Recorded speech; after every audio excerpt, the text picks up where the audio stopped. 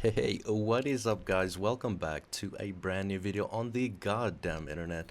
Today we're going to be talking about Richard Dolan and a weaponized episode that recently came out about and with him. And the topic is USOs, okay, underwater submerged objects. It's been becoming a much larger issue in general, especially in the UFO community. So these apparent NHI craft has transmedium travel. The five observables, they can, move in water, air, anywhere, and even through things. There's some reports that they can move through fucking mountains. Okay, so these things are not affected by matter at all. Also, time is a weird aspect when there's a gravitational wave and time dilation, right? So time travel is a thing, as we covered yesterday. So yeah, it's all really fucking fascinating, and we're going to be covering it in all aspects. So make sure you stay till the end, because the best parts are there as always, okay? Subscribe, notifications on, like, comment, share. This helps the most. And yeah, without further ado, get your snacks, get your popcorn. Guys, you're in for a fucking treat today, so make sure you fucking like, okay? Get ready. Your book makes a great point about certain hotspots, that being one of them. You know, the Bermuda Triangle, for all the furor over whether that's a legitimate mystery or not, off of Puerto Rico, off of Southern California. You have some great information about the nature of these hotspots. It suggests that maybe there's a base there. That's why people see them so often in the same spot. Could we detect them if there's a base there? I know you make the point in the book that only 5% of the deep ocean has been sort of mapped, the floor of it, I think. And I know that there's some current mapping exercises that they're trying to cover the whole thing. Would we be able to see them if we were actually looking? Yeah, I don't know. I mean, so one area where I would look for a base would be the massive deep Puerto Rico Trench, which goes down more than 5.5 miles. And I doubt that our mapping project is going to get down to the bottom of that. Maybe they will. Who knows? I don't know. We have a long way to go before we can map that whole floor. So the ocean floor, I think I learned this from Tim Gallaudet. So this is what he said to me. 25% of the ocean floor, 5% of the volume. I'm thinking even 5% of the ocean volume, that's a lot to me. That's a lot of volume, but only 5%. So this is indeed a very good point. Much of the Earth's surface is covered with water, which we know as our ocean, which connects a lot of continents. It's fucking fascinating how we live on a rock in space, traveling at enormous speeds, like spinning, and we're all just fine. This is our reality, right? We don't even think twice about how ridiculous our situation of our consciousness is.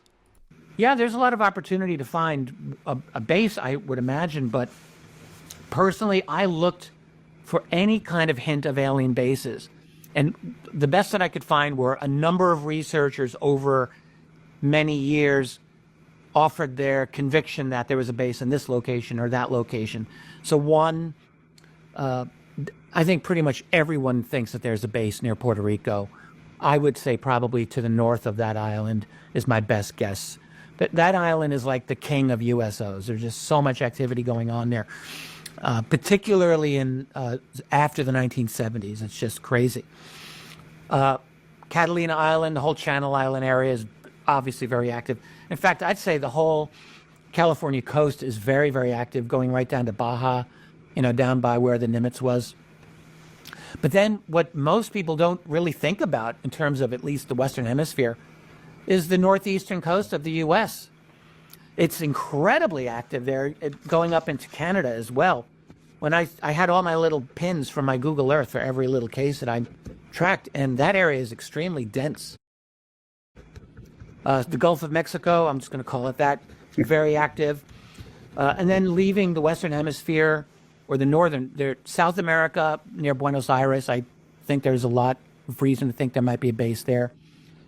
Going over to Europe, I know there were European researchers who believe there was one in the Bay of Biscay, which is off the coast of France in the Atlantic. Maybe the Black Sea, I would absolutely say yes, I would believe that. Looking at a lot of Soviet cases that I studied. And then somewhere in or around the South China Sea, I don't know exactly where it would be, but I think there's got to be something there because there's a lot of activity out in that part of the Pacific. So there has been a lot of talk about hotspots over the ocean and, as mentioned, the Pacific. Certain spots where there's more activity, more of these things just out and about. Apparently there's especially a lot of these things around military bases, installations, whether it's our military testing things just nearby, or it's another power or NHI monitoring us and seeing what our capabilities are. You know, it could be any one of those. Excited to see what comes out. I know Skywatchers know a few hotspots and they have this tech. I hope they start selling it, where they that they used to connect with these eggs in the sky and bring it down. I wonder when they're gonna live stream that. That would be pretty cool, right? The whole fucking Pentagon will melt down. A nuke will be dropped on this man's live location. Okay, so right now Richard Dolan is gonna tell us about some of his what if scenarios. Okay, so you got to listen up closely. I love when people do this, especially if they have as much knowledge and expertise as this man does. So let's listen up and hear what he has to say. What if, this is my favorite what if. What if space-time manipulation, once you figure it out, it's like, oh, that's actually kind of easy. So then, if that's the case, all of the speed of light limitations, all of that becomes irrelevant. All these SETI astronomers, all these people blathering on, sorry, but about, oh, it's impossible, you can't get here from there, distances are too, you know, okay, fine. So all of that becomes irrelevant. So if it's easy to get here from some other star, and if they're all in communication with each other, and they're all like, oh, wow, look at what's happening on Earth. So they might all be thinking, all right, we got to go check this out. It could be that we're seeing a substantial portion of their populations that are getting into their version of a car and going to check us out with the proviso that they're not supposed to disturb the natives. I mean, is that possible? I don't know. It doesn't seem impossible to me. I'm just speculating. But it could really be that there's a lot of them, that they're able to come back and forth easily. If they're able to create a proper method of, I think what Hal Puthoff called space-time metric engineering.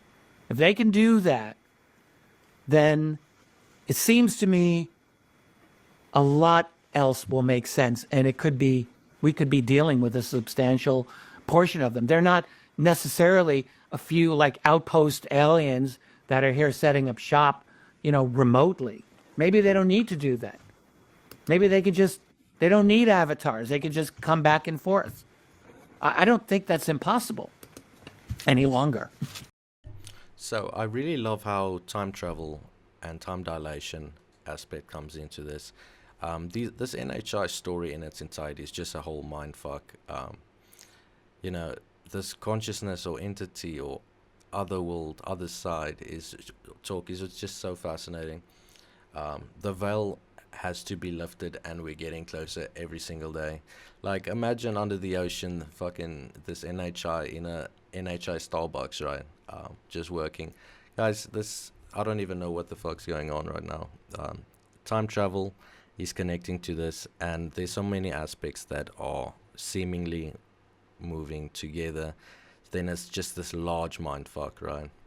So, not to beg or anything, I've been uploading a lot, doing a lot of effort on the content, daily uploads. Guys, I need some support from you in the Patreon. If you are available to do that, would highly appreciate that.